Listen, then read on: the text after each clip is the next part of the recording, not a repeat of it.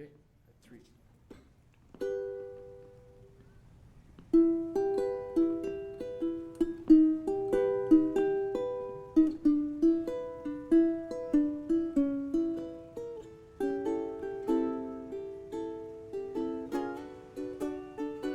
In 1956, this building was built as a warehouse.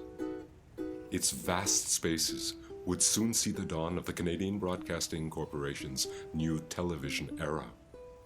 It is still home to a diverse range of creative people. This is that story. It's our first home together. We got married and then moved in together because we were together for 4 years before that now. We've been living here for 3 years. Yeah. We acquired this building in '56. It was originally put up because the seaway was going through at that time, and somebody had the bright idea that they need a big transshipment center for whatever. So this was a big warehouse building put up with that in mind. Now, as it happened, the CBC was looking for us a place to put all their design facilities and other aspects. So this seemed like the right place. So we leased the building and started to move in. The developer approached us in 1996 to purchase this many years prior to that, to redevelop this into an adaptive reuse residential complex. So they had seen our work in retail design and approached us to turn this into a really incredible loft, unlike anything in the city. If you look at our building, we have 14-foot ceilings, which give you a special feeling when you're in the room. We have a special quality of lighting in every suite that's provided by the amount of window area and the glass band that goes around each floor. That's what a loft is. This is a true loft. We think that everyone will enjoy living here. It gives you a chance to live in perhaps a unique and different way, a very special way that's not provided by a typical building. 90 Sumach is, well, at first when you come in, the sense of grandeur and history and scale of physical space, but it also has a presence. It's like this strength of character in the building that you feel as soon as you walk in the lobby and into the different units. So there's that. It feels like sort of, I always feel like if we ever had like a natural disaster, we'd be safe. It's like a fortress. It feels like a fortress. All of a sudden, these photographs of the building's former vocation started going up all over the place in the hallways and the lobby. And there's that light from the old CBC lighting department, because of course this was a building that was full of creativity, full of creative people making television, the early years of television. And it's also where they stored the incredible sets and props that they made and collected. And I was heartened to think that they were reclaiming that as part of the building's history and part of the building's identity. I thought that was very, very cool. In the 90s, the late 90s, when we saw the building and the opportunity for a very unique property, we knew that this is where we wanted to be. Yes, it was derelict. We had no streetlights at the time. We're in a very sort of low-income housing neighborhood, or we're in a very low-income housing neighborhood. But we just saw something in the building that we thought, you know what, let's grow with this property because there's going to be growth. Also, it's on the east side of the city. The east side is much quieter as well. And so we really like that. And it's continued to be sort of a low-rise development. We don't have high-rise towers in front of us, so we have really this building, and we never will. So unobstructed views, which we knew would happen in the city as well. And yeah, we'll be here forever. Yeah, we're not going anywhere. To me, it's always been just a great neighborhood, and to see what's happened since then, and I do believe that we were a big catalyst to the whole rejuvenation of the neighborhood. It's been pretty amazing. A few years ago, there was a committee that was formed to do a makeover in the lobby. And in the discussions that the committee had, I was part of that committee at the time, there was a realization that there's no real presence of the history of the building. And we knew that the building was the CBC. Everyone knew that, but there was this sort of question mark of, well, why is it not present? And we felt that it was an important part of the building, and it was a real cultural significance. When you think about it, everything the CBC made in terms of their sets and wardrobe and props. Everything that was made for decades was made in this building. So there's a real chunk of Canadian heritage and culture that was produced in this building. Yet here, as a present-day loft building, there was no mention of it and no presence. So we approached the CBC archives, the City of Toronto archives, and we managed to find a couple of contact sheets worth of negatives of photographs that were taken in the 1960s that were great sort of slice of life moments of the building in that time period. Before this committee, I did not know many people. I mean, I knew people, you meet people in the elevator, you meet people walking along the corridor, but many people hesitate to say hello, you know, even though you see them, you know how it is. Say, should I say hello? Should I? But with the design committee, I think it was great because you get to know the people. And I think the people on the committee and the people on the board are really great people. And I'm really enjoying that. It's the first time CBC had ever shot outside with a live drama. Nikolai Solovyov, who is pictured in the photograph at the back, who worked with Eisenstein. He was designed Eisenstein's, a couple of Eisenstein's pictures. Nikolai said, we'll build the St. Petersburg Square out in the parking lot. What? Nick, what will happen to all the parking? What will happen to all the design department will go crazy. Mid-December, no snow. So then everyone in the drama department saying, oh, Paul, boy, are you gonna get it, hey, Tom? That's right. And so basically I prayed, and 3 days before no snow, 2 days before no snow, I thought, well, I had no contingency plans, but Robert Allen, the great supervisor of Ultra, I'm sure he did, but I didn't. And the morning we were supposed to shoot with Tom Farquharson, who was the top cameraman at CBC. A little exaggeration there, but not at all. He was the guy. And Tom, I managed to get him, and he was going to come. And that morning, it snowed. I looked out the window, snow was falling. I shoved on my clothes, rushed down to the Sumach parking lot, and put tape around it saying, do not walk on the virgin snow. And now we have a lobby that has photographs in it from the old days at the CBC. We have a lobby that respects the architecture of the building and the purpose of the building. And I think that that was something that really did contribute to the community here, because people had an identity. The building had a personality. And the identity went with the history, and it went with the kind of people who live in the building. When I started as an assistant costume designer, my ambition at the time was to save up money for a couple of years and go to London and go back to working in the theatre. However, as I went on working for CBC, I realized that here I had the chance to work on a play by Schiller or Ibsen, because in those days the CBC was doing all of that. I used to do events, big events, and many times I used backdrops, you know, whether it was a forest or balloons or whatever. I would come here because they had all these huge backdrops, and they were not expensive to rent either. And they were extremely nice people. They would roll it up and deliver it and so on and pick it up. They were fabulous. And that is how I came to know this building. One of the dreams of a painter in a scenic art department is to at some point be able to do a backdrop, which is like doing a big painting. It's a very scary thing in the first place, because you get this tiny little 5x7 photograph, and they say, you've got 2 days or 3 days to do this, right? And so you're looking at this big, huge 16 foot by 20 foot canvas, and you go, okay, here we go. Let's try this.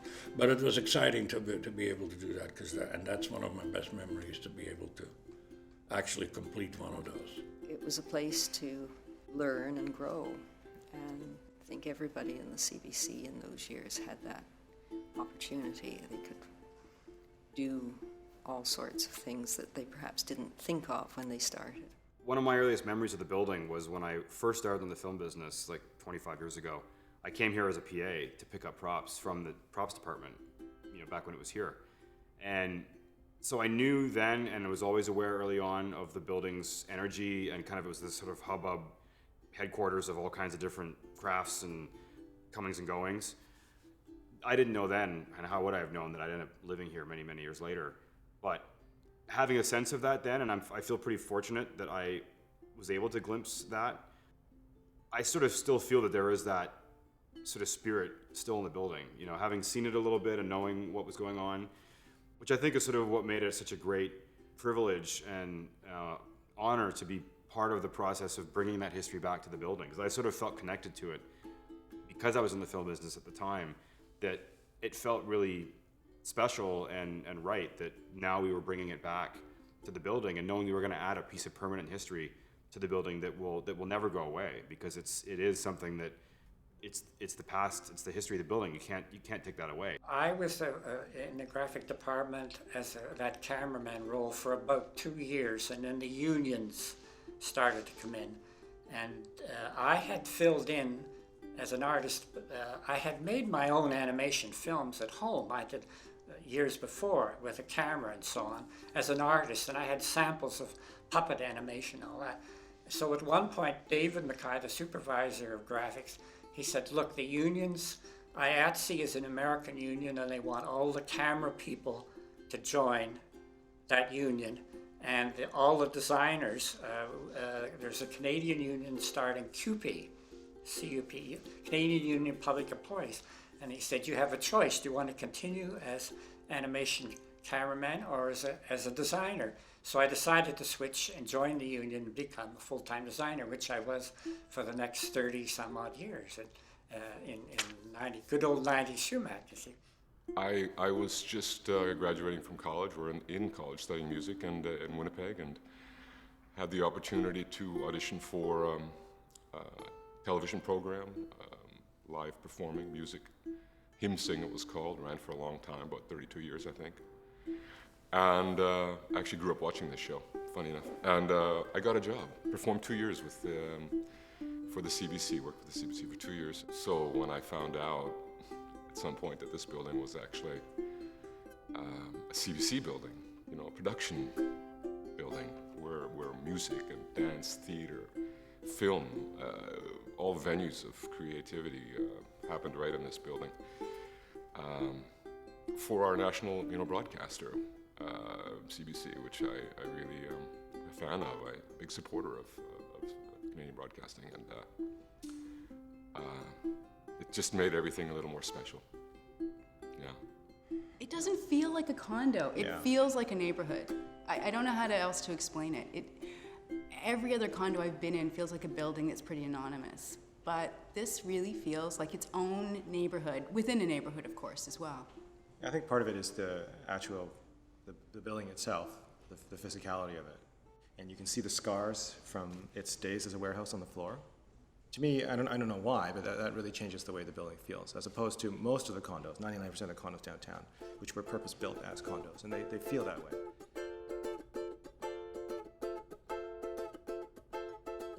The ground floor was a shop operation, carpenter shop, paint shop, assembly area, and the shipping and receiving.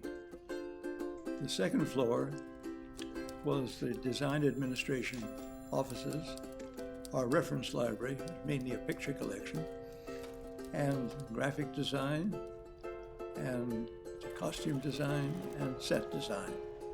And smaller sections were estimating and processing. On the third floor, we had still photography, special effects, CBC stores, the CBC purchasing department. On the fourth floor was all property warehouse, that is mainly furniture. And on the fifth floor was scenery warehouse. And on the sixth floor, we had all our rehearsal halls. There is wide open space and everyone gets their good place to be, and there's lots of room for everyone. It's not like a squished house, and everyone, and it's not like everyone's living in the same small building like this. Everyone's spread out. One of the things I think I really appreciate about living in this building is the sort of natural creative bent about the people that live here now. And I gotta think, well, I didn't work here back in the heyday, that there's probably a striking similarity between the feel of what it's like to come into the building today as it was once. Sumach Street was an absolute hive of production. It was just really busy.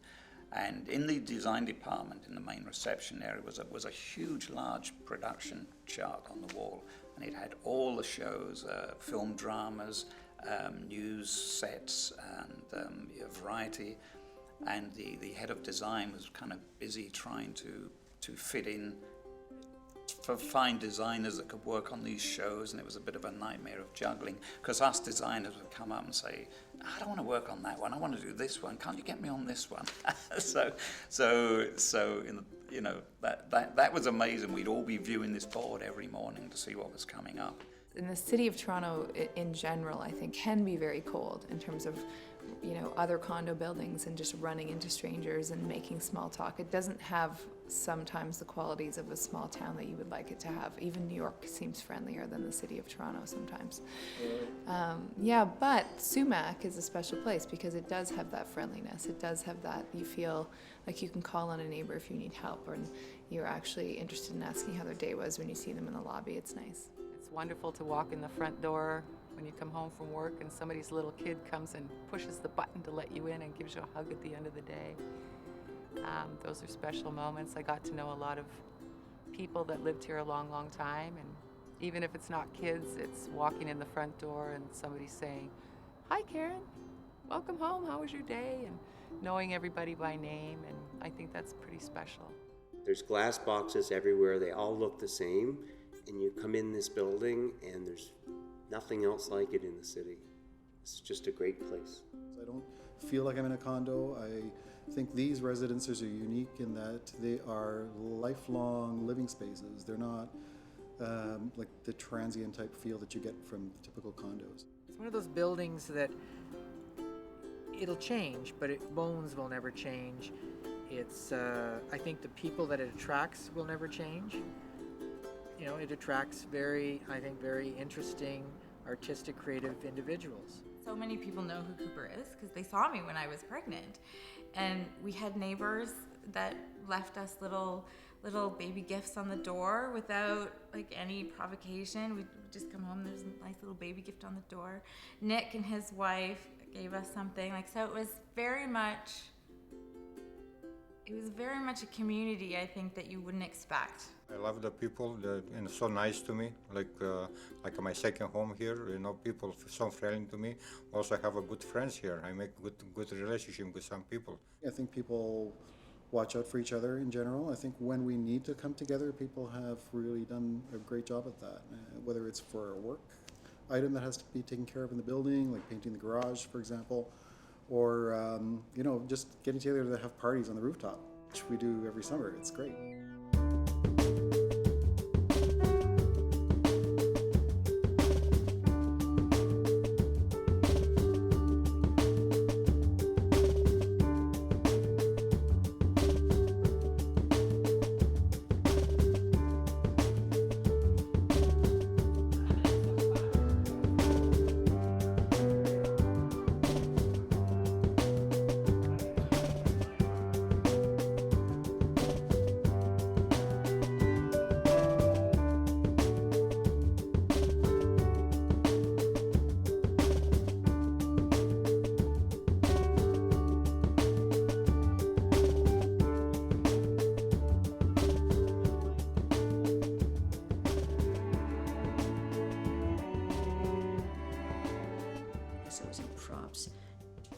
But it was the design people who did it threw me a huge baby shower, and it was like something out of a movie because they had all these big pieces they brought in from props with, high chairs and overstuffed animals and toy soldiers that were like 6 feet high and things from different shows, and it was just hysterical. And guys came and the girls came, and it was really, I was very touched. I was very humbled, and it made me cry.